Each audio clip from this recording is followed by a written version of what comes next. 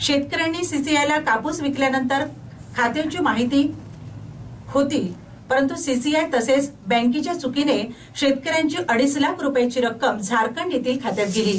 त्यामुळे 3 महिन्यांपासून शेतकरी सीसीआय आणि बँकेचे उंबरठे झिजवत आहेत। वणी तालुक्यातील नायगाव येथील शेतकरी मनोहर राजूरकर यांनी 23 जानेवारीला सीसीआय केंद्रावर 34 क्विंटल कापूस विकला। कापूस विकताना शेतकऱ्यांनी बँकेची माहिती सीसीआय केंद्रावरच दिली होती। 29 तारखेला 34 क्विंटल कापसाची 2,49,790 रुपयाची रक्कम जमा झाल्याची माहिती मिळाली।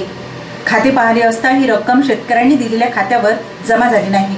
त्यामुळे चौकशी केली असता ती रक्कम झारखंड येथील खात्यात जमा झाल्याचे निदर्शनास आले। तेव्हापासून ही रक्कम परत मिळावी यासाठी शेतकऱ्यांचे प्रयत्न सुरू आहेत।